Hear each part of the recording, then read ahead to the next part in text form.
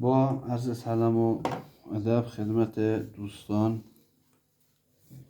این قسمتی که بهتون قول دادم که میشه مچ دست پیرهن مردونه، یه بلیتی میخوایم. دیدم که قسمت آستین کله آستین برش خورده، قسمت پشت، این قسمت رو تا کردم. کاری نداره که 10 سانت تا 15 سانت هر چقدر که دلتون میخواد میتونید برش بزنید. ببینیم چنده مال من. 11 سانت. من این تقریبی برش زدم، 11 سانت زدم. این تیکه کوچیکه که میشه قسمت کوچیکه تا میخوره، اینجوری تا میخوره، یه تا میزنی یه پایه. بعد خیلی راحت این بلیتی رو، تیکه رو اندازی روش، رو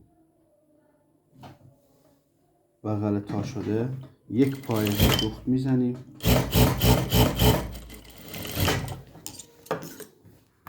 این قسمت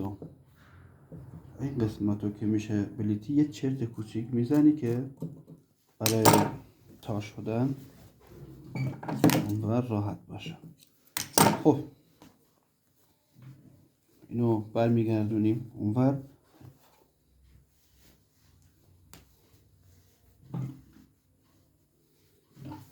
از پایین یکی از دستا رو از بالا میای، یکی از دستا رو پایین میای، چپ و راست داره، تا میکنی اینجوری.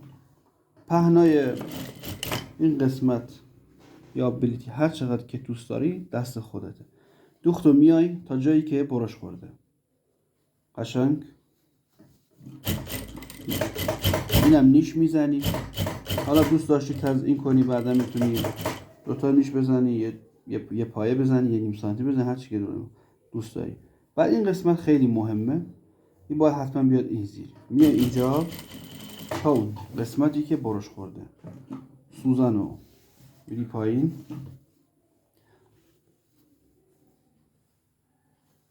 قسمت رو صاف میکنی، این میره توی زیر کار که قشنگ بتونی اینجوری بخیه بزنی. دوباره برمیگردی که دست چپ و راست نشه، چون از اونور نمیتونی بیای.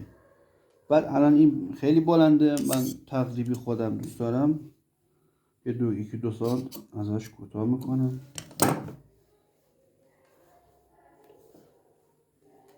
بعد این قسمتم لوزی یا مثلث یا 7 و 8 هر چی که تونستی یا دوست داری مستطیل باشه فرقی نمیکنه.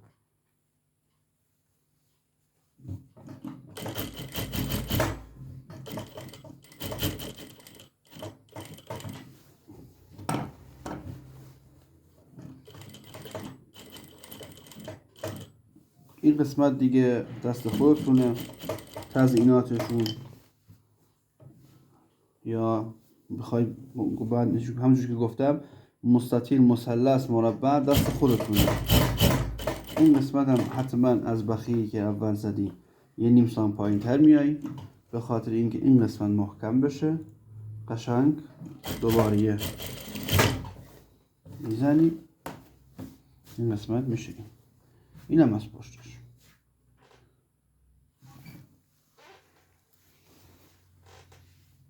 اینم از اولی که زدم، اینم از دومی، یعنی هیچ کاری نداره. اینم پشت اون. اینم خدمت دوستان و دانشجویان عزیز و هم کلاس های عزیز.